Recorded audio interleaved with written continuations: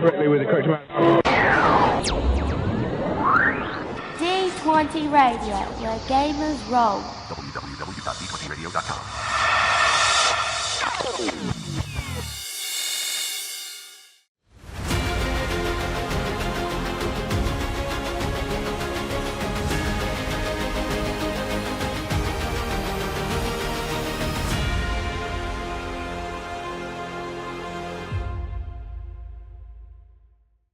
Welcome back to the How We Roll Gaming podcast. Hope everyone is doing awesome out there.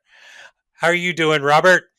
Oh, I'm doing very fine. The workday is over. Now we have a weekend to look forward to. Yes, I am doing incredibly well now because we have been without AC all week. Yeah, I heard about that. And your landlord was like, "Can you tough it out till spring?" Yeah. Can you tough it out till spring? Because I'm going to replace the whole HVAC then. No, it's 90 degrees inside our house. So now would be good. It's like, Can does you he go actually by? live in Texas? Yes. That's even worse. Sweet. We have gone to drop off a rent check at his house before. That's even worse now. Yeah, he's like 15, 20 minutes from here.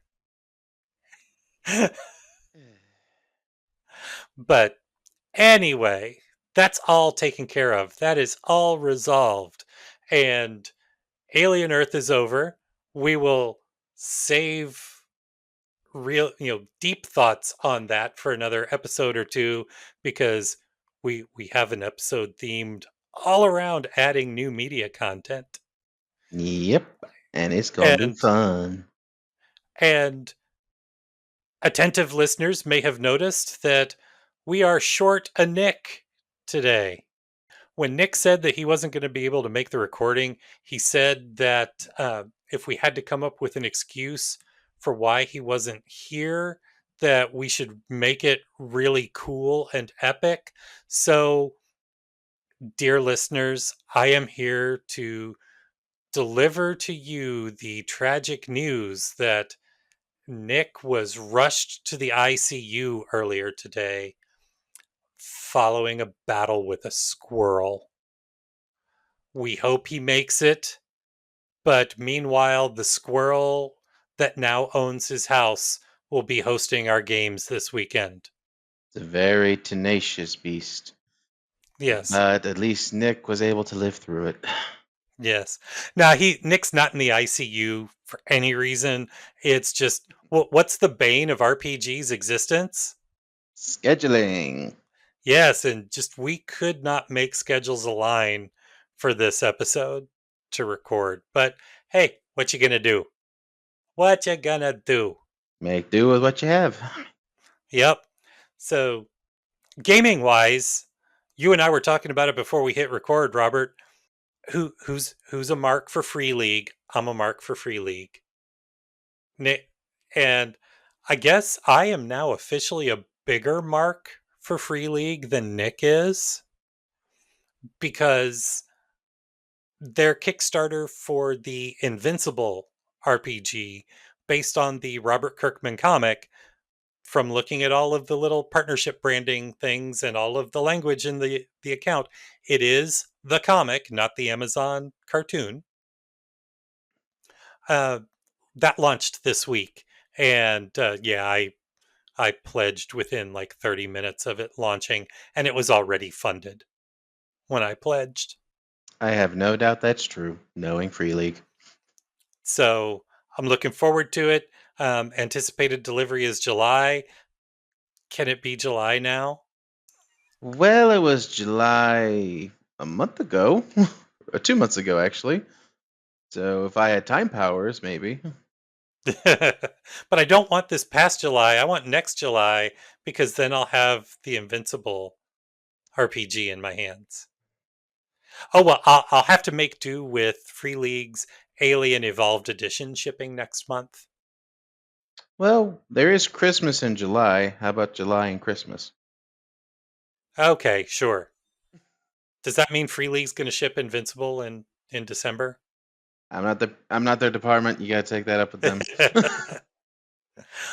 But before we dive in, because we do have a guest waiting for us, let's go ahead and get housekeeping out of the way.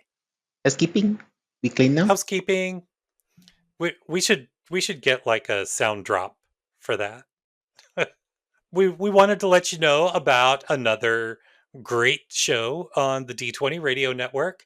And this time around, we are again mentioning the Story Told podcast, which it's going through some changes right now as Logan steps into the role of sole permanent host.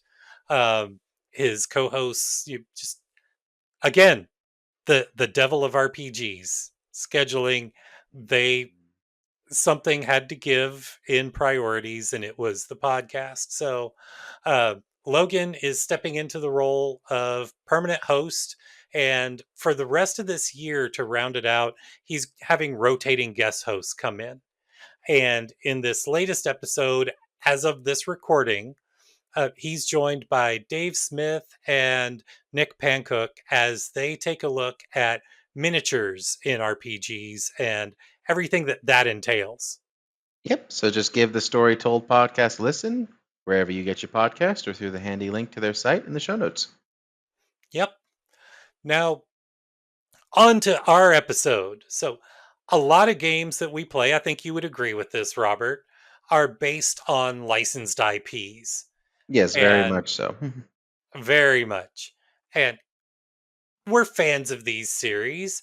And so that has kind of, that's one of the things that we like about these games. We get to dive into these fictional worlds that we love. But that's really not limited to licensed IPs either, because most RPGs have some really rich and immersive worlds. And some of them have even built up their own unique body of lore. I mean, just 800-pound gorilla, D&D. D&D has multiple branches of lore. D&D has fiction out there on bookstore shelves. It's got movies. It's got an totally awesome cartoon from the 80s. I will fight with anyone who says that cartoon was not good. It even So- had a live action movie. Yep. And it's had several, but only one of them's worth watching. So one way or another, it's inevitable to have players join a group that aren't familiar with that game's lore. So how do you then help usher those players into the details of a world that you might take for granted? And for that matter, how does a player step into that world? So to help us hash this out, especially that player part, we have a guest to help us out. A member of our group who's dealt with this very thing more than once in multiple campaigns that they have joined. Join me in welcoming our good friend Lauren to the podcast. How are you doing, Lauren? It's me. I'm doing Yes, it's wonderful. you. Yay! Nice. I've arrived onto the main show after being Yes. constrained to the side project for so long. I don't know about side project. I had the idea for casual nerdity before I had the idea for how we roll. Well, So the chains have been broken. Yes, I've arrived. And free. appropriate, given that now I am in fact running my own sessions and games and such, just not necessarily with the in-person group around here. We Right. got another one. Yes. We made another GM. Mhm. And another one's coming soon. Oh boy. Yep. I'm looking forward to that one too. So, a little background. What brought you into our motley assemblage of players, Lauren? Well, generally speaking, it was that during the pandemic season, I had very thoroughly isolated myself for a long time, and so I was looking for something to do in person with a group. And so I went online looking for anything in general that would be around where I live. And I found y'all. And in particular, I found Nick's campaign of the My Little Pony game, which is a franchise, well, more like specifically Gen 4 that I've been interested in. And I was like, well, you know what? That sounds neat. I'll go ahead and try that out as something to see if there's like a good vibe around them. And there was. And so I decided to try to join some other games involving things that I might not be as familiar with, including the likes of Star Wars, of which I had seen the original trilogy, and Alien, of which I had not seen anything, and The Walking Dead, of which I had also not seen anything. Well, Nick made sure to rectify the Alien one, though. Yes, I have in fact seen I guess these days, 3 of the Alien movies at this point. So, Well, and for what it's worth, having only seen the original trilogy, easy for me to say. The group of 3 thing. Yeah, those 3 thingies. Yes, those.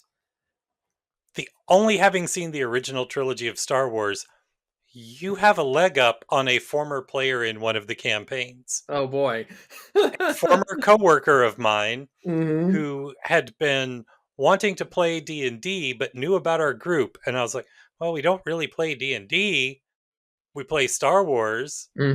But, Nick just started a new campaign. Here's what it's about. She's like, okay, I'll give it a try. And she had a ton of fun. She played in a couple of campaigns, and then job stuff happened, and she left to become a teacher and moved out of town. So just kind of fell out of even joining the games online. So life got in the way. Scheduling. I should, of course, note that I've been talking about the instances where I didn't know what was going on whenever everybody else did, or at least I wasn't familiar with the core material. But I have, in fact, inflicted that upon the group on a number of occasions myself, where, there are 2 systems that I run. One is called Ginso Narratograph, based on the Toho series of video games. And the other is called Net Battlers, which is based on the Mega Man Battle Network series of video games. And among the people that play in this group, nobody really knows anything about either of those things. So I have been both on the receiving and the inflicting end of this lore uncertainty element. Yeah, I've at least played a Mega Man game, but I had no idea what Toho was. And I mean, I've been on both sides of it too, because while I've played a little bit of Cyberpunk 2077, and our son had bought the core rulebook for Cyberpunk Red well before Robert started his campaign, I was like, okay, this is kind of Shadowrun-y kind of thing, which I barely know too, but cool, count me in. And also Fallout. All I know about Fallout is the TV show. Yeah, I mean, I guess at the very least, whenever it comes to Fallout, I've seen a very thorough Let's Play of Fallout 3. So there's something in that regard. Great place to start if you don't have the game. Trust me. And whenever I say very thorough Let's Play, I mean made by somebody who actually knows how to play the game and knew all of the things. And this person knew what they were doing, and they were presenting it to an audience who was expected to not know what was going on. I've mentioned it too, and we'll get into all of these examples a little more thoroughly as we just kind of rap about all this. Oh God, I just sounded old. Oh no. As we talk about all of this, there's another instance potentially coming up that either myself and or friend of the show, GM Brev from the Movie Defenders, have both talked about being interested in running the Star Trek RPG for our group. And I'm looking through my screen at Robert. Robert does not know the Trek to the Stars. I've watched a movie here and there. And but all I know is that they're space people. Yeah. I watched So Janeway's show growing up, but that's about it. And that was so long ago, I barely remember Yeah. anything about And it. I think there's a spaceship in the form of a cube, but that's it. there is. That is one of the enemies. Points for Robert. Although notably, I was actually thinking about it a week or so ago. Whenever I described my ideal sort of Star Wars episode or series to you in our last, Clone Watch episode, uh, I realized that what I had described was actually far closer to Star Trek than Star Wars. How I wanted to focus on Ahsoka and the droids going to weird planets and doing stuff with weird aliens on them. That, Yeah, that that is very much that's more more Star Star Trek. Trek. And So we're gonna have to get Robert kind of up to speed in the next couple of months because it's tradition at Gamer Nation Con that we do a three-parter with me, you, and Nick in the theme of the con, and next year's theme is Star Trek. And I don't got any of those Star Trek books. I do, but I'm also debating doing something, spoiler alert, doing something that I did at Gamer Nation Con 9, in which uh, Scott Zumwalt had started putting together a Star Trek Genesis setting. And so I used Genesis to do a Star Trek one shot at Gamer Nation Con 9. So we might do it in Genesis if between now and because we'll need to start planning right at the first of the year, no later. Yeah. If Brev and I can't get Star Trek on the table for everybody by the end of the year, we'll do it in Genesis All right, fair enough. because we know Genesis in and out because it's just Star Wars rules, and you can even use Star Wars dice. oh boy. Yes, that is the fun part of it. It's easy accessibility. Yes, let's start with that first, though.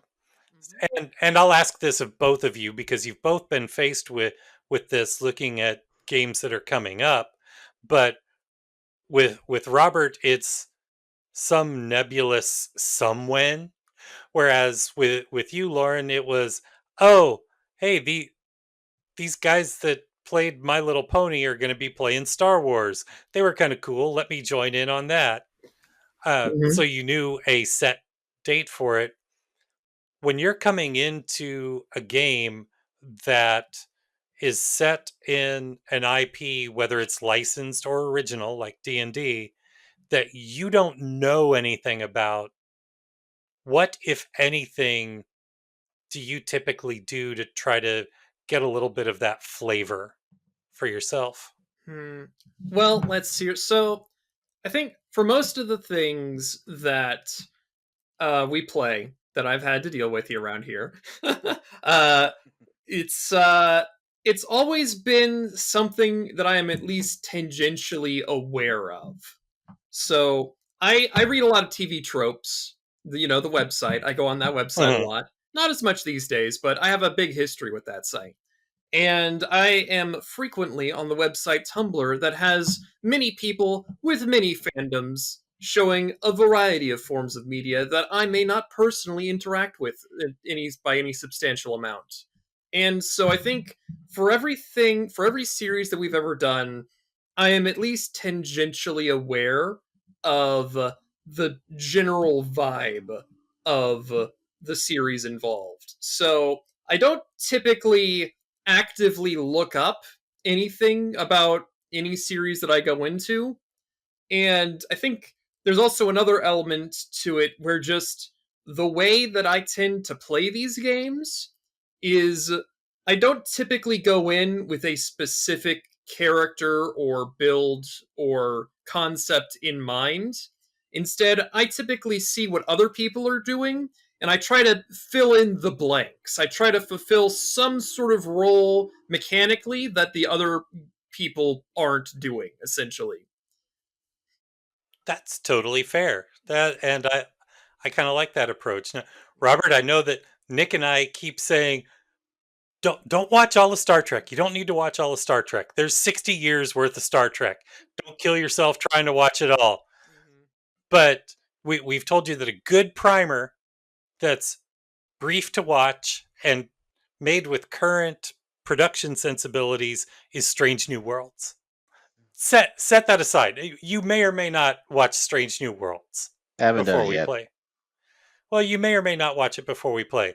But what kind of things, when there's a setting that you're unfamiliar with, do you do to try to get a flavor?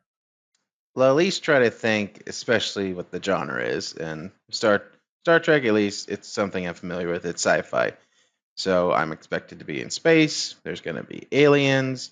There's going to be technology that we don't see right now.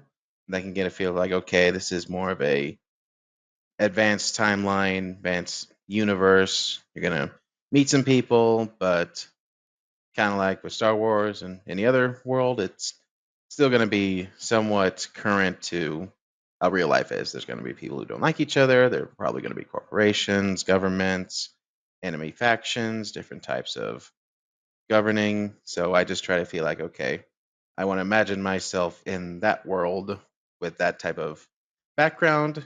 And I kind of do the opposite of what Lauren does. I decide, okay, who would I want to be in that universe, or what am I envisioning myself or my character to be in that universe? Kind of what I did when we did the Dark Forces campaign, first one I ever did with Nick back in the quarantine ages, and I just said, okay, I want to be a spy, so I made a spy character. Kind of just first time working with Ogdudes, that was a hurdle I had to get over. Oh yeah. I was like, all right, I made my character. He's a spy. I gave him the career, and I just went with it and said, what will be, will be. I've got my set character. I've got his set demeanor, how he talks, and let's just run with it. Whenever I'm going into a game that I don't know the particular lore on, I have every good intention of, because me being me, when I decide, okay, this is a game that I think I'm going to like and I'm going to play, I go ahead and buy the core rule book or the player's book, whatever is appropriate, whatever that particular game system has. And I have every good intention of sitting down and reading up on some of those things before I start playing. And then life. And then And life. So I show up to the first session and I'm like, okay, fake it till you make it, kid. Yep. And I felt, if there's anything that about the lore that needs to be known, I trust my GM to give me that information. Yes. Because as a GM myself, I know, just like what triggered this topic, I know that I'm going to have people that don't know the franchise. I showed up at Nick's once when Nick was running the Alien starter game. Only 2 people showed up, and I think we've told this story on the show before. I'm pretty sure we have. We have, but it's always Yeah. good to rehash it, especially for this type of topic. Oh for yeah. this topic. It was me and one other guy, and then Nick running it. And this person had not only never seen an Alien movie, had never played an RPG. The RPG kind of thing, especially with Alien's an easy enough system to teach. So that he picked up on right away. And honestly, for a property like Alien, where the characters are supposed to be surprised and horrified by these alien life forms that show up, his not being familiar with Alien, he had never seen an Alien movie. His being unfamiliar with Alien made those reactions genuine. Oh yeah. Yeah, you talked about this.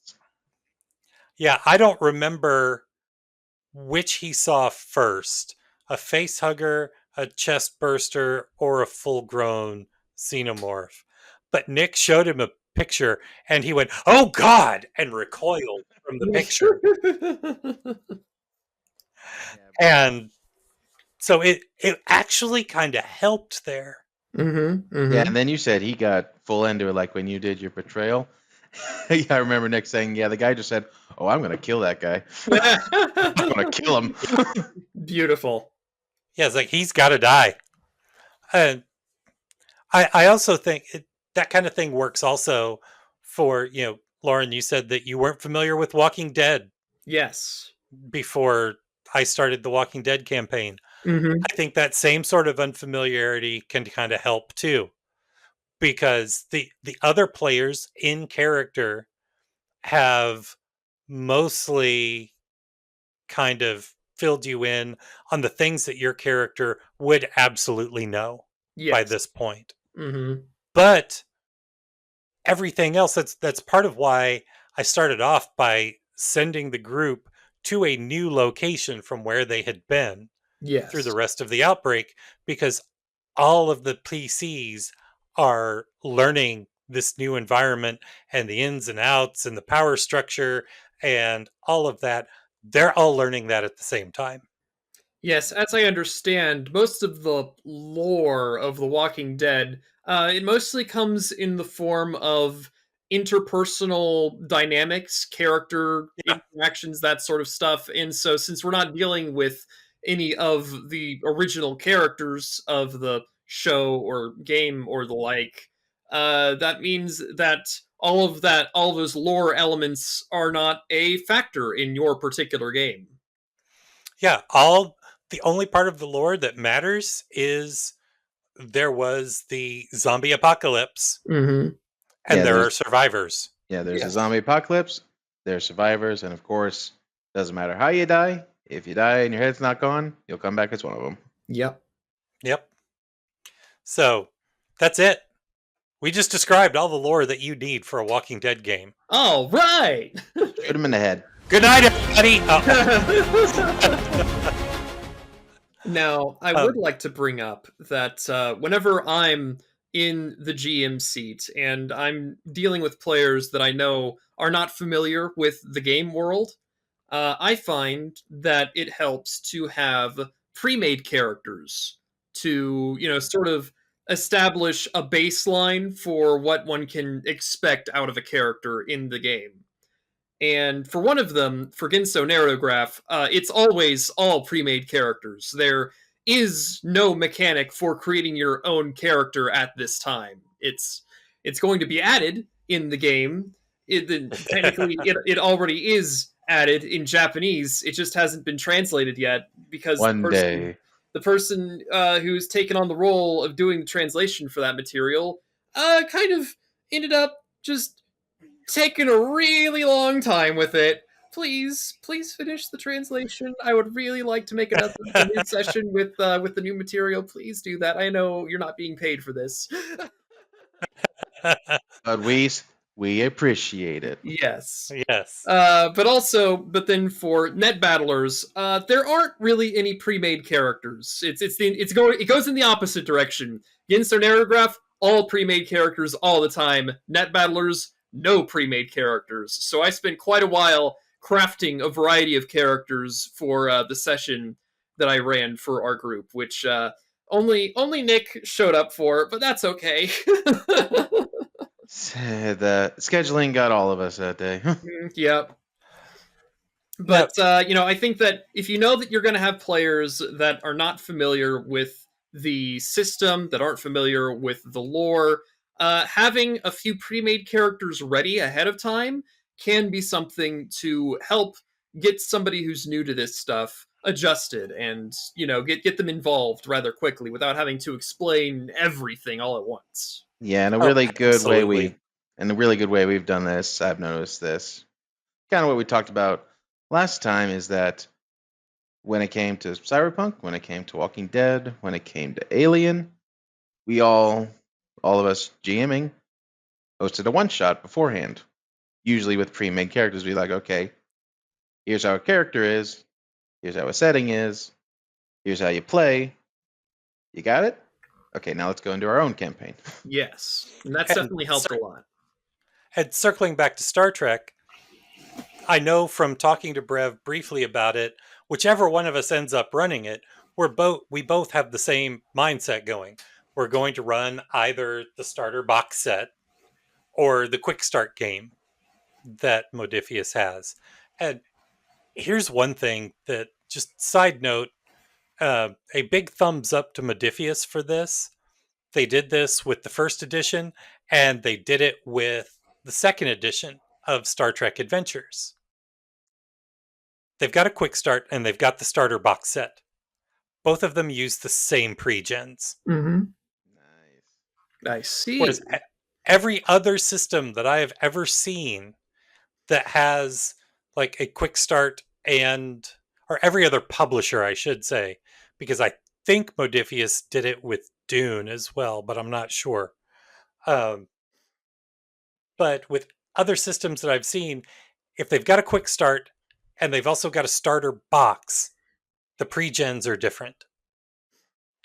And I like that Modiphius for Star Trek uses the same ones in both, the same PCs in both, because since they are two completely different scenarios, if you play both of them with the same group of players as an introduction, it can show and demonstrate how the same characters can interact with completely different types of stories. It's like this character might be more prominent in the starter box because it leans into their strengths a little more than the others, but they take a little bit of a backseat in the quick start because it's more about a character with a different skill set. But it shows how you can apply the different skill sets to different situations. Mm-hmm. And I feel like this is This, also probably good. It also sounds like it's a good lesson for a GM as well to understand how your players have built their characters and how to build sessions around those characters as well. yeah, Yeah, yeah, I feel definitely. the only time I've ever, at least in my opinion, the only time I've ever seen where a one shot probably wouldn't work, at least in the vein of character creation, and one because of money, and two, this is why I didn't run one, is the Legend of the Five Rings, because I could do the starter shit and dish out the characters, but that Yeah. wouldn't have even begun to cover making your characters Yeah. as you all experienced. Yeah, no, making your own character in that system is it is an ordeal. Now, here's where I'm also going to have to pick on that same publisher, Fantasy Flight / Edge, in that the Star Wars system, I love the beginner games, the box beginner games. I love them. The beginner game pre-gen player characters are too streamlined. Mm. Yeah, They I see what you mean. they I've do played one before with you. well. It's like they do things like how you've both played, how in the full game for ranged weapons, for pistols, rifles, whatever, you have ranged heavy and ranged light that apply to Uh-huh. different kinds of ranged weapons. The starter games just have ranged. Oh. And similarly, there's piloting space for spaceships and piloting planetary for, we'll call them land vehicles, even though some of them Fly. hover or are in the air. Or maybe even in the water. Yeah. But the beginner game characters just have piloting. Hmm. Yeah, that's a little too streamlined. And while it gives you an option to, it doesn't just give you an option, it flat out has you give the characters XP at the midpoint of it. There's a truncated specialization tree to pick from to spend that limited XP on, just to kind of simulate character advancement. And believe me, I've tried, others have tried. You cannot create those pre-gens as they exist using any of the starting careers and specializations. Oh wow. Oh, I didn't even know that. Odd. Yeah, you can't get to the talents that are on the talent trees and that they start with starting XP and the level of XP that you're given during the beginner's game. They're beautiful. They are fantastic games, especially the Edge of the Empire beginning game is one of the absolute best starting games that I have ever played as a player and a GM. But you cannot create those characters using standard character creation rules. Yeah, thinking back on the character I played, yeah, I believe you. Because that involved even force powers. And I was like, yeah, this ain't how the tree works. Well, and being fair, we fell in love with the Avatar Legends pre-gens from the starter box. Best pre-gens ever. Yeah, you can't build those. Really? I've tried to build the one that I play. You can't build it. Very odd. Is it because some talents just aren't offered, or? Yeah, some talents aren't offered for the archetypes that That would make those sense, characters are. But thematically, they fit for what the starter box is doing with them. Yeah, because I think I checked my own role myself. I was very happy it still had the animal companion, but it had some other stuff that weren't there. That wasn't there, I remember. Swinging back to the actual main topic, Avatar is a good example. I would never in a million years say that I am not familiar with Avatar. I've watched it all the way through.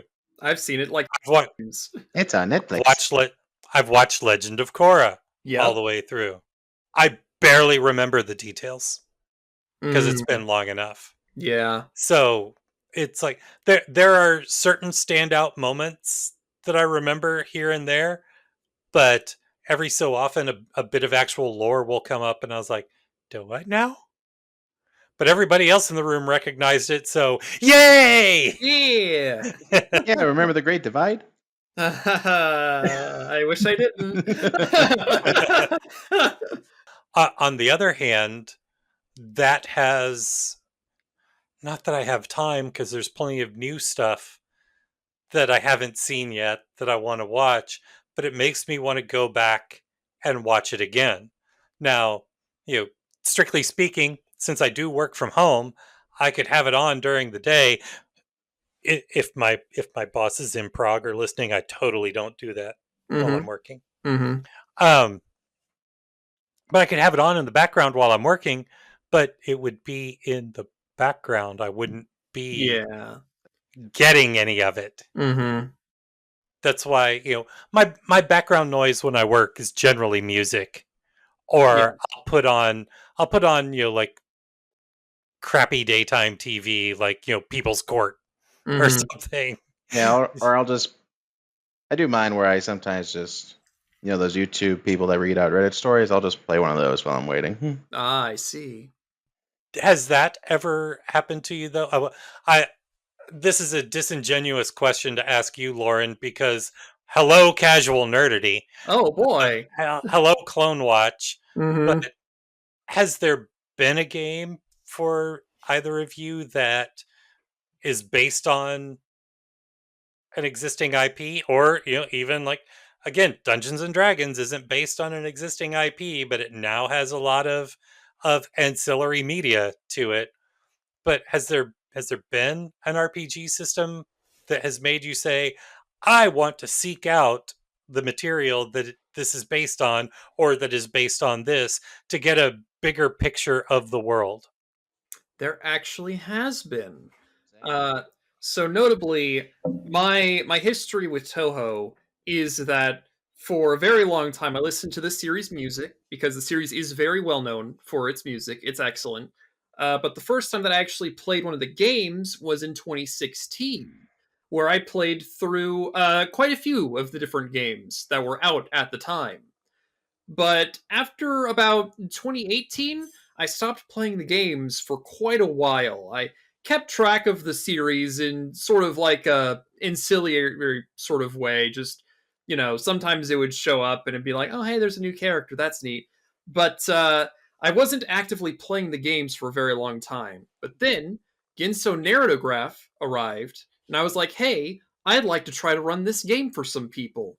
And after doing that a few times, I was like, I should really refamiliarize myself with the series and try out some of the new games that have come out recently.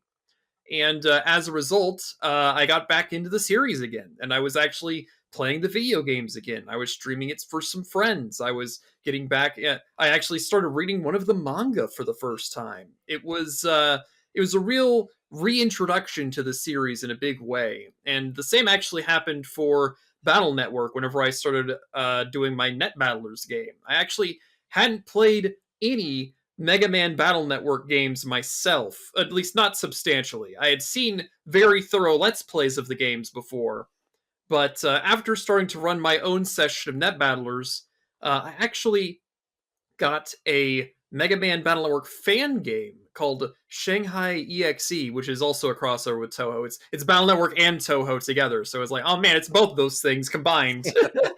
But it did result in me actually playing a Battle Network game fully through for the first time, and I'm actually considering to start making a Let's Play of the game, where I'll be acting as a guide and tutorial person for people who might not be familiar with the game, which would be most people on account of it being a fan game that very few people have played. Now, I know, we mentioned our Casual Nerdity Clone Watch series. Yes. Nick's not here. You can be honest. Oh, yeah? Were you really interested in learning more about Star Wars and watching more Star Wars? Or did Nick force you to? Yeah, did he twist that arm? No, I think that one thing is that I greatly prefer animation over live action. And so understanding that there is an animated Star Wars series out there, well, that seems pretty cool to me. And also Ahsoka seemed really cool to me. It's like, she seemed neat. I'd like to know more about her. And so, yeah, Nick decided, hey, let's do that thing. Because notably, I started hanging out in person with Nick outside of the games to watch the rest of My Little Pony, which I guess is also another series that playing the game sort of got me back into the series again. I had only ever watched the first 4 seasons out of 9, and so I was like, well, I never watched like half the show. You want to watch that together? And he was like, yeah, sure, we can do that. And then as we finished that marathon, I was like, well, I'd like to keep hanging out. I guess we could do that animated Star Wars series. That would be pretty neat. Could be relevant to some things. And Nick said target locked. No, here's what Nick said. You've taken your first step into a larger world. Beautiful. Yes. But on my own side, actually, I had 2 examples of this. One as a player, and one actually as the GM. Because when we got back into Aliens, I'd seen Alien and Aliens before, but it had been a long time, so I was like, okay, play this game, really fun. I'm gonna go refresh myself with the Alien franchise again. Even watched a movie with Nick, and we just had fun watching Alien, and then just also being backseat commentators while we were watching it. We was like, I think someone needs to fix that. Or it's like, yeah, it's behind you. It's like, yeah, listen to the cat. It's like, and then you got to Alien Resurrection, and you said, "What have I done?" I've also watched Alien Prometheus, and I was like, what? Oh no. What? When the name of hamsters is happening in this thing. And then the other one was actually, this is one of those IPs that doesn't actually have a show. It has a card game, and I think and some books, but doesn't actually have a show or movie. Was Legend of the Five Rings. Because I remember I got introduced to that at one of the Gamer Nation cons just as a pickup game on Sunday. I was like, oh, this is pretty interesting. So I went and picked up a few of the books and be like, oh, this is pretty interesting. But I was like, what's the actual lore here? Because this is entirely a mixture of like Japanese samurai and spirits and kind of Japan mythology lore, all that Shinto stuff. And I was like, I need to find something. And I was actually able to find someone on YouTube who's actually going through an entire like lore and timeline of the Legend of the Five Rings series. And I was like, I'm gonna save that playlist, and I've been watching it since. It's actually been helping to understand the land. To this day, one of my biggest regrets of the first Gamer Nation Con that I went to is that I missed out on playing in one of several pickup games of Legend of the Five Rings run by Sam Gregor Stewart, the RPG director of Oh. FFG and Edge. Is that the one who wasn't able to make it, but he was the guest? Yes, the one who had to leave early, the one who had to leave Friday because of a family emergency. Oh, he was offering Yeah. to run the games? Ooh. Yeah, he Hmm. ran several pickup games of L5R at Gamer Nation Con 6. And that was my first time going, so I was just, blindly I knew who Sam was. I recognized his voice from having not heard him on the Order 66 podcast. Yeah, because nobody listens to that. Oh, Nobody listens to the Order 66. I mean, right now there is no Order 66. Anyway, we love you, Chris. We love you, Phil. I didn't really know much about how the whole pickup game situation worked and all of that. And so I was mainly sticking to the games that I had signed up for. Mm-hmm. And that was it. And being my first year, I didn't know most of the people yet. Actually, I didn't know anyone other than Stephanie who was there. I knew who some of them were Mm-hmm. from Order 66 and other related podcasts. You knew of them, but you didn't know them. Yes. Right. So I still kick myself that I did not sit in on one of those pickup games that Sam ran. But hey, because of that, you were able to tell us newcomers to be like, no, if you don't have one, find a pickup game. Mhm. Board game, anything. Just find one. Yep. Because that it still haunts me. It haunts me. Oh no. But we all get to experience it together now, for better or for worse, Yes. depending on how this goes. But and I'm totally digging L5R. Now, I think I mentioned this to you. I played like 3 sessions of a much earlier edition in like the late 90s. Yeah, And I don't know if that was version 3 or 4, but I know they used kind of like the normal standard D100 type Yeah. dice for that. So. Yeah. The proprietary dice didn't come along till Edge or FFG because they loves their proprietary dice. They just love making cool dice designs. Yeah. Yeah. Well, and it's let's be honest, it's another revenue stream for the True. games. Very true. When you're players, Mm-hmm. what do you hope that a GM will bring to a table for a setting that you're not familiar with? I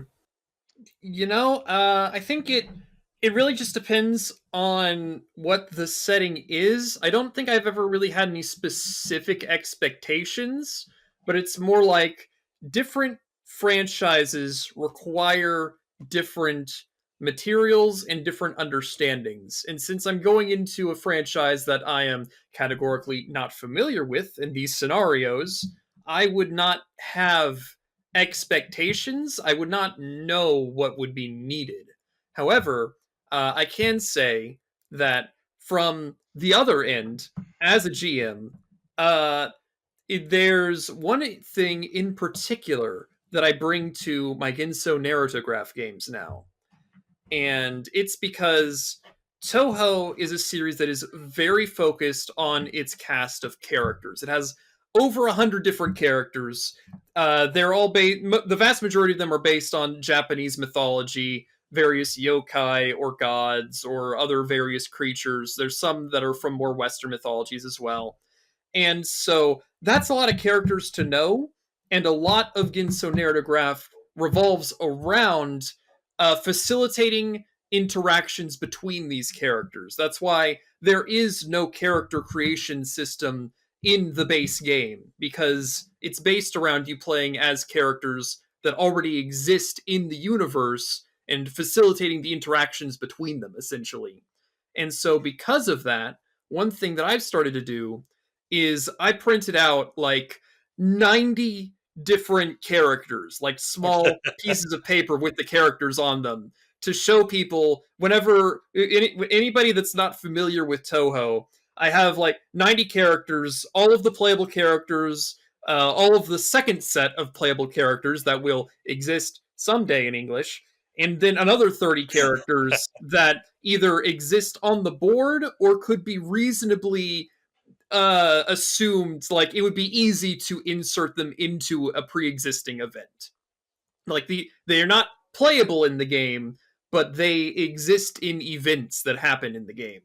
And so now, anytime that somebody comes up to another character, I can pull out a piece of paper and it's like, it's this character, and they're based on this particular element of mythology. And I can give them at least a general idea of the sort of character that they're interacting with.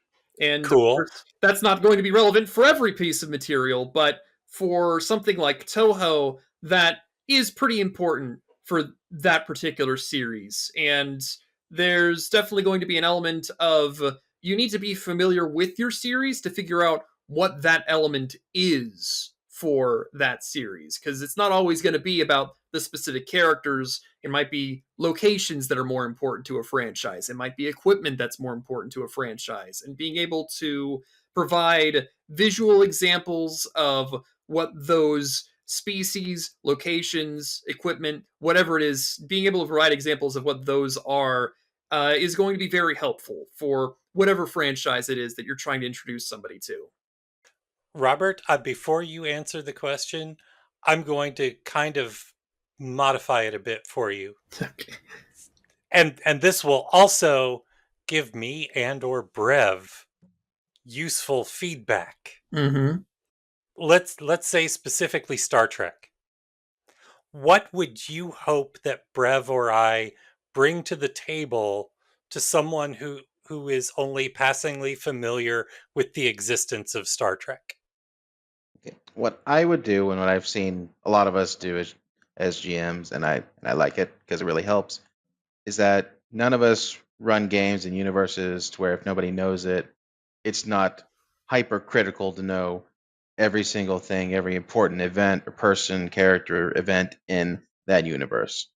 Because universes are basically just set pieces. Mm-hmm. It's the story that matters, and anyone who's taken an English class in middle and high school has at least read a good 5 or 10 books that have different types of stories. And so the story is the important part. So, and of course, all the stuff in this show can be very simplified. Like, I think Star Trek has like phasers or lasers or something, is what they call their guns. Mm-hmm. And More I don't points for Robert. and I don't need to know how a phaser works. It's just you point and it goes zap. Mm-hmm. Or I don't need to know how the transporter thing works. It's just you want to go to A to B. Okay, if X, Y, and Z are involved, you can do it. Or I don't need to know how the ship works. I just know it fly. But if there's something important in the game you need to talk about, maybe there's just a brief excerpt or a brief description just to say, okay, here's what this is or what this is talking about. And then it's like, oh, okay. But it's not like, okay, you need to know what the captain did in episode 28 of season 3 of series 7 and nothing like that. So what you just described, coincidentally enough, is what back in the 60s and 70s was referred to as Roddenberry physics, because the creator of Star Trek, Gene Roddenberry, infamously, or it might be apocryphal, at one point said, "We don't need to know how it works. Show it working and it works." Mm-hmm. Pretty much. So with Star Trek, if Brev or I were to come to you and say, you're an officer in Starfleet, which is a space United Nations space navy focused on exploration, you're good. Mm-hmm. Pretty much. Yeah, it's like, okay, I'm an officer on a ship and we're exploring something. Fine. You're exploring Yep. strange new worlds and seeking out new life and new civilizations, which quite frequently on most series and in a lot of episodes means going to planets that have been visited before and meeting alien races that have been seen before. Mm-hmm. Yeah, because when you say, okay, you're a military officer in this branch of government going exploring, it's like, okay, I can expect to discover species, animals, flora, maybe some, like, if we go kind of the route of the old abandoned civilization with their big temples or markers or something, and it's all this archaeology stuff, and it's like, cool, I can expect probably to get into fights, to discover stuff, maybe meet some new animals and fauna. I'm all good. You are ready. You are ready to at least play Star Trek, if not run it now, Robert. Mm-hmm. It's baby steps. Let's start playing and then maybe running. Yeah. But that does bring up a good point that what we're talking about here are fundamentally games, and games are designed with certain methods of play in mind. Whenever somebody is making the game, they're considering what kind of adventure is the person going to go on, what kind of story is it going to tell. And so, with that in mind, different pieces of information are going to be more relevant depending on how the game is designed. So, I previously mentioned Toho's Ginso Narratograph is very heavily designed around interacting with the characters as the characters. And so, my informational piece was focused on giving people a better idea of what those characters are. But other games are going to have different points of focus. A game that's focused more around combat, you'll need to be able to prepare information more readily available about combat. Games that are more focused on environmental exploration, you're going to need to be able to provide information that's focused on what the environment is like. And so the goal here is not to give a holistic understanding of all lore that exists within the franchise. It is to give an understanding of what lore from the franchise is relevant to serve the gameplay involved. Yes, and And to kind of give an example of sometimes if you're doing story based, there are going to be some things that are important, so you have to emphasize, explain. Mm-hmm. Like when Nick runs his D&D Eberron thing, we don't need to know how all the houses work, their intricate machinations and politics, but we do need to know about the 13th moon because it's going to bring about the apocalypse. Yes. yep, and like I said, I am mining you for I don't know what the right word is. I'm mining you for internal feedback to Mm-hmm. get ready for Brev or I running Star Trek by pointing all of the questions about this to you, Robert, focusing it on Star Trek. Mm-hmm. And it's interesting that Lauren, you mentioned that. Actually, jumping back a second, because I didn't finish my thought about pointing all of Robert's Right. questions towards Star Trek. Mm-hmm. It's interesting. You've made me think about it in that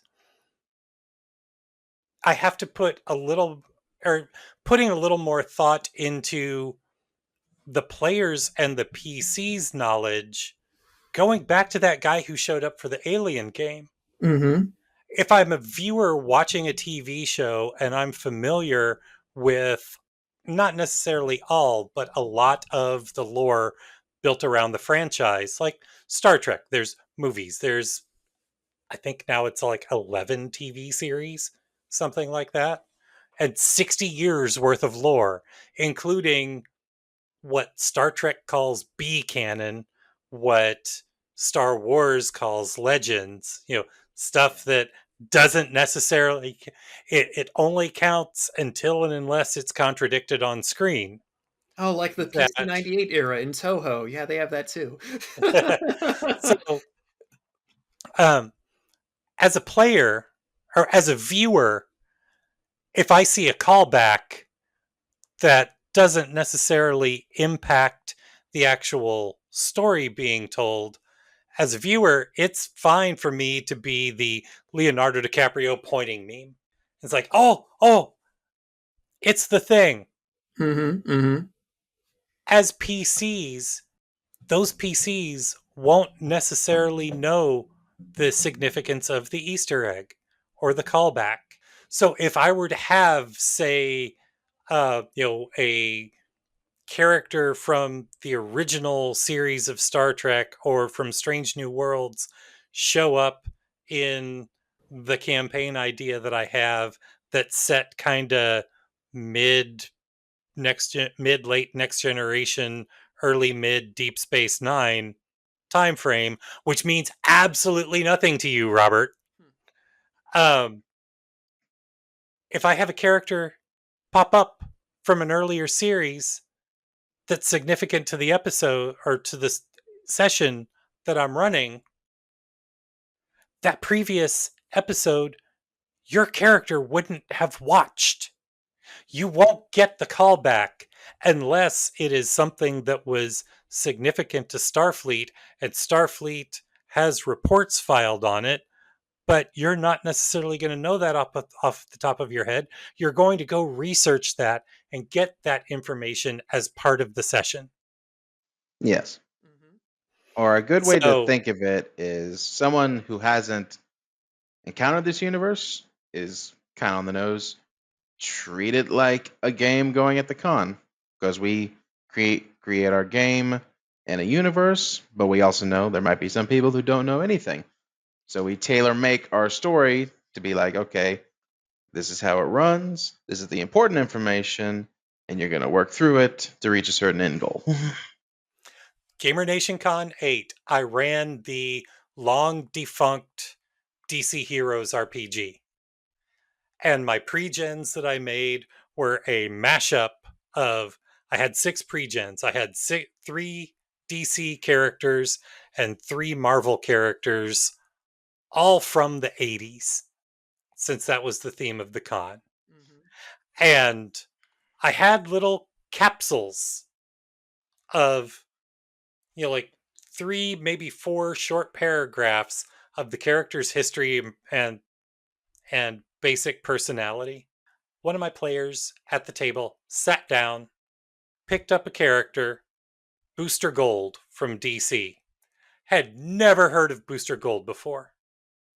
Read the capsule, and she played the character perfectly Ooh, nice. based upon that capsule. She's like, that's just what based on that, that's what it seemed like, the character would be like. I was like, you are on the nose. I had the same thing happen with one of my Toho games where somebody picked up this character Utsuho Ryuji, and she's got nuclear power, but she knows nothing else other than nuclear power. She's like a flying nuclear bomb that just blows people up. And the player who decided to play as Utsuho, man, she got it. She got that character. She was blowing everybody up. Or as a microcosm, when we did our Delta Green thing, we were just creating the characters, and when we finished our fireman, we all just looked at each other. Did we just make Buck? We made Buck from 911, didn't we? Yeah. Yes, we did. And the minute he was put down, someone was like, "Is this just Buck from 911?" He's like, "Yes." We said yes, and she's like, "I'm playing him because I love him." "Yep." And going back to your point, Lauren, different systems approach different properties and themes different ways. And appropriately enough, mentioned up at the top of the show, Free League's Invincible Kickstarter, which ostensibly it's being billed as superhero role playing. And some of us were talking about it in the Me and Steve Talk RPGs Discord just this afternoon. And Steve asked, are they using the Year Zero engine, which is the same engine that they use for Alien and Walking Dead and pretty much everything else? He's like, because it's been pointed out that that system seems to work best for more survival horror type games. And so since he only has a couple of games in the Year Zero system, Steve is like, how's that going to work for superheroes? I was like, well, I haven't unzipped the quick start yet, so I haven't looked at the nitty gritty. But the more I started thinking about it, and I haven't mentioned this in the Discord yet, the more I start thinking about it, if you think about what Invincible is, that's, the Year Zero engine might work because it's pretty brutal. Invincible is pretty brutal. Yeah, It's real, it's Yeah. higher stakes than your average superhero RPG would be. this is true. Invincible would not work well in the Marvel Multiverse RPG. No, no, wouldn't. Haven't played our friend Dante's Mutants and Masterminds game yet, but I don't think it would work in Mutants and Masterminds. Yeah. You Yeah, you might need be that able to more get a brutal high stakes thing. yeah. You might be able to do something in, like, say, a Genesis or a D20 system where you can get that brutal, that have players be, or PCs be, that easy to be damaged by other superhumans. The more I think about it, the Year Zero engine might kind of be ideal because you're getting, however they end up scaling it. I'm going to have to look at the scaling. You can do that kind of thing with a modest handful of dice as opposed to having to have fists full of dice to have characters of power levels like Invincible or Omni-Man. That was one of the things that DC Heroes did, in that you're trying to deal with a setting that has characters that range from Batman, who's just like a peak human, to Superman, who at the time could effectively juggle planets. And so, how do you have a system with stats that accommodate both of those extremes without you having to roll 8,000 dice for Superman? You give And s- Batman, I have a plan. well, what they did is the stat values were on a geometric progression. So, for instance, strength. They had a benchmark for whatever a strength of 1 was. A strength of 2 was double that.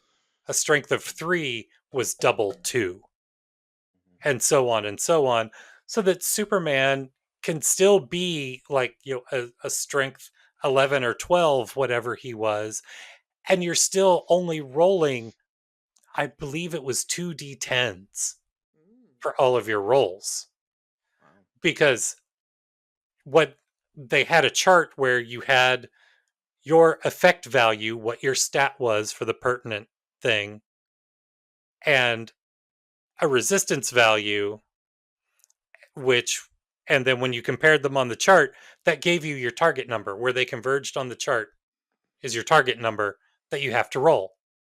All right. And then you roll 2d10s to try to Cool. I meet like or that. exceed your target number. Yeah, all right. And they also had a mechanic with it they called column shifts that, like, let's say your target number was a 7, but you rolled a 16. You start counting how many columns over above the 7 until you get to the last thing, that 16 hits. And you're like, okay, I shift this many columns over, so when I go to look how much damage I did, I shift my result value by that many columns. So it accounts for that, rally of power as, your last ditch effort, or you're like, this guy's really pissing me off, so I, hit him really hard and I have a better effect. So it was a really, there's a lot of fiddly bits and having to deal with charts and tables to do everything, but it was a really elegant system for including characters of such vast power levels all in the same universe. All right. So DC Heroes was cool, and I the more I think about it, the more I now want to unzip the quick start for Invincible and take a look, because I think that might actually be a good reason to use the Year Zero engine for Mhm. Invincible. Nice. July. 2026. Hey, Robert, I have a question for you. Not that I think that we're at the end of the episode, but with Nick not here, how do we know that it's the end of the episode because Nick's not here to bully? Well, we never said he had to be here for us to bully him. We can do some good old cyberbullying if we Oh want to. boy. Now, like I said, I'm not saying that we've necessarily reached the end of the episode because I just went off on a little tangent that thinking about that element made me think of. But what other things do either of you think we might want to touch on before we do start cyberbullying, Nick? Well, I've got another thing. So Go for it. whenever I'm GMing for my online group, it typically takes people a while to actually start showing up. You know, as is pretty standard for most tabletop groups, I would imagine. And so one thing that I usually do to help keep the people that are there entertained and to keep discussion going until everybody shows up is I actually tend to play and stream a video game for a while before everybody shows up. And of course, the two games that I run are based on Toho and Mega Man, both video game series. And so frequently, what I do is I play a video game of the series that's relevant for the game. And so sometimes, whenever people show up who aren't familiar with Toho or aren't familiar with Mega Man, I'll be playing a game to essentially give them an idea of what the core series feels like and is about. And of course, I recognize this is not viable for every piece of media. A Toho game typically takes about 30 minutes to beat, and I typically wait for about 30 minutes for everybody to show up. Mega Man is a very I don't know how to word it, blocky game. That's it. It exists in very specified segments that you can pick up and put down again. So I can easily pick up a Mega Man game, play it for about 30 minutes, and then just put it down and get to the game, the tabletop game at hand. This may not work so well if the piece of media is based on a TV show or a comic book or something that you can't watch somebody do. But it can be, it's what I do because it is relevant to the types of media that I interact with. Essentially, video games are the primary form of media that I consume. They're the primary media that I am familiar with. They're what I deal with. So this is a methodology that works for me, and I think that it has helped multiple people get a better idea of the franchises involved and get more invested in the games at hand. Yes. And then what kind of two things I can pick up on is if you have someone who's entirely new to the universe and it's a game that hasn't even started yet, as we all say, session zero. You can briefly lore dump, just describe the world and be like, that's where you're going to be. So expect this, this, and this. This is a factor, this is a factor, this is a factor, because that's a good purpose of session zero is just introduce the world to new players if they've never met it. And maybe even is like, if you want to learn more about this, you can watch this or read this or just search on your own. Doesn't matter, but this is kind of the streamline. But if they're coming in the middle of a campaign, then what I sometimes do is like I'll use a knowledge check to be like, I explain something and I'll be like, someone roll me a knowledge check, someone succeeds, and I just explain that topic, that thing, kind of briefly lore dump in the actual session. So anyone who's not there, anyone who doesn't know the universe can be like, oh, so that's what that means. Okay. Cool. Yeah, that's definitely getting me thinking about how to, because from my understanding, most of our group is barely familiar with the setting of Star Trek. Mm-hmm. And the downside to that is I want to play too. But I am obviously, at least for a first campaign, going to be the sole GM, and unless I can get Brev in to run an entire campaign for us, which I would not complain about. Mm-hmm. Neither would I. Yes. But I still remember when I was gonna run I am running Legend of the Five Wings one, and you were just like, yeah, I could run it too, but I really want to play in it. So I look forward to the day that I actually get to play Ginso Narratograph. Someday. Now there are some systems that somebody is always going to be the forever GM. Yep, seems like that might be me. and then right now I'd say it's Nick with Avatar because no one wants to run that. We Mhm. all want to play that. Yeah. No, Yes. play that. Yep, I mean that's kind of the problem that that our son has. That he bought the Cyberpunk Red core rulebook. He bought the Fallout core rulebook. There was something else that he bought the core rulebook for, and he's like, "This is great, but everybody that I know wants to play. Nobody wants to run it, so I'm having to run it. But I want to play it too." Yeah, and I kind of Which- feel that. Like, I love running Cyberpunk Red, but it's like, I also want to play it, which is why I'm really excited when next year, at least Nick is foreshadowing that he's going to bring his own Cyberpunk in here, and I'll be like, yes, I can Oh, play. Yeah, which I keep kind of smacking our son around like, you bought the Cyberpunk Red core book because you want to play it, you don't want to run it. Robert's got a campaign. Come join us. But he's currently in a mode where he's just kind of, after playing campaign after campaign after campaign, he's just kind of burnt out. Yeah, I get that. So he will eventually. I think he's decided he's going to stay part of the Fallout campaign, but which means that it's harder for me to commandeer his core rulebook, so I'm going to have to buy my own. But speaking of, I also, going back to just not really housekeeping but planning ahead, Robert, whichever system we decide on running our Star Trek game in for Gamer Nation Con next year, it's Modifius, so it's basically the same 2D20 system that Fallout is. Easy to Except understand. for second edition, they got rid of the D6s. So what do they use?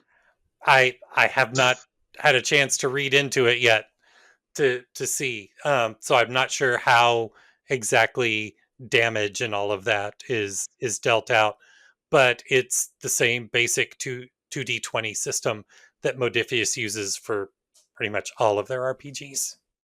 Anyway, I think now. I do Go. have kind of a funny observation. Actually, it's not necessarily related to the topic at hand, but Robert, the two of the games that you run, Legend of the Five Rings, is based on Japanese mythology and history and stuff, and then the other one, Cyberpunk, is a futuristic world where the internet is connected to everything. The two games that I run are Touhou, which is based on Japanese mythology and history and the like, and Mega Man Battle Network, which is a futuristic world where the internet is connected to everything. The only difference is that both of my series are based on video games and are much more lighthearted, whereas both of your series are, I believe, tabletop originals that tend to be substantially darker. Yes, they're much more serious. Like, ugh. I wouldn't exactly call Legend of the Five Rings grimdark, but it's definitely kind of dark fantasy. So it's funny how both of the series that we run that are more unique to us are like direct counterparts in the exact same way in that regard. Looking over at a my Mega game Man shelf, a Mega Man meets a Cyberpunk. Oh no! Who are you? I'm you, but darker. Who are you? I'm you, but more light. Yeah. Looking over at my game shelf, I'm like, it would be interesting, but kind of redundant, just to see the difference between Robert's running Cyberpunk, and I'm looking up at my shelf, and I have the starter box for Shadowrun, which is pretty similar in theming and content, and the second setting book that Fantasy Flight released for Genesis was Android, which is pretty much a cyberpunk Shadowrun by another name. So it would be interesting to run all three of them kind of back to back to just see what differences the different systems bring Yeah, it to the same actually. kind of themes. Yeah, it's not the same, but it reminds me of that. My Little Pony meets Transformers meets GI Joe meets Power Rangers book that I know Yeah. Nick has. Oh yes. Yeah, they put out a full source book on crossing over GI Joe, Transformers, and Power Rangers. This year for Free RPG Day, Renegade released a one shot that is all four of the lines together, adding My Little Pony in. So it's there, it exists. And when Brev and I showed that to Scott, Brev's co-host on the Movie Defenders, when we first mentioned it, Scott thought that we were kidding. And I posted a picture of the cover and Brev was like, see? And Scott was like, oh my God. It's like, so is the GI Joe thinking he's tripping? Is the Power Ranger tripping? Is the Transformer somehow tripping? Because I see a talking pony. Well, I mean, I know that you dropped out of Nick's GI Joe Transformers campaign, and it's been ages since we've played it. But when we last played, he did bring in a Power Ranger and a pony for the big end game of the. I don't know if we're at the end game of the 1984 portion of it before the big time jump, or if it's just like a major climax, but it's one of those realities are colliding kind of things. Yeah, if I was still playing that, my big character would be like, that pony is talking. That That's pony exactly what- is talking. That's exactly what my character is doing. Oh, and I'm waiting for him to start up the actual crossover adventures that I can join in. Oh, you know what? The weirdest fan crossover I've ever seen, but somehow worked, is the whole My Little Pony meets Ace Attorney. I don't know why it works, but it works. Yeah, I could see that. So since It's online, there are some fan cases you can actually watch. It's pretty fun. Nice. Well, since that campaign is down to three of us, and Nick's not here, and I know that Nick probably doesn't listen to the episodes when they're done. Well, I mean, he can't even find the script. How can he find the episode? But Robert, remember what I did on April Fool's Day? And you and Betsy helped me out. So, because it's down to just three of us and I was the only Joe, my son was going to start running two characters. So he made a G.I. Joe character who is one of the characters that Sam leaped into on the original series, and who was the person who revived and ran Project Quantum Leap in the Revival series. Because he was a soldier in Vietnam in the original series. And so it would make perfect sense that he is on the Joes in the 80s. I'm sure Nick will like that. But he wasn't going to be obvious about it. Of course. So it's like, I love it. I mean, I helped him come up with the idea. I was like, when he was just trying to figure out, what to do with the Joe, I was like, I have a really fun idea to kind of mess with Nick if you want it. I always want to mess with Nick. Right? Mm-hmm. So it's time to bully Nick, I guess. Oh boy, it's time! Lauren, as our guest, would you like to be the first to cyberbully Nick today? Nick, it's time. It's time for you to get back onto the My Little Pony. I'm waiting for it. I came here for the My Little Pony, and you're not running it, Nick. Come on. Come on, Nick, go on and do the ponies. Give us the ponies. That's what I came here for. Please, please, Nick. Anyway, yeah. It's not really bullying. I don't know. I'm not very good at bullying people. Oh, I know what we can do. I know Uh-huh. you're still looking into getting that calculator plushie, Daryl. What we now need to I get am. is I need to get a plushie of a squirrel so it can hold the calculator plushie. And I just Yes. put it on Nick's bed. Beautiful. I am going to see if I can get a hold of a spare, not the plushie, but a spare one of these from work, and wrap up in a nice, beautiful package and give to Nick.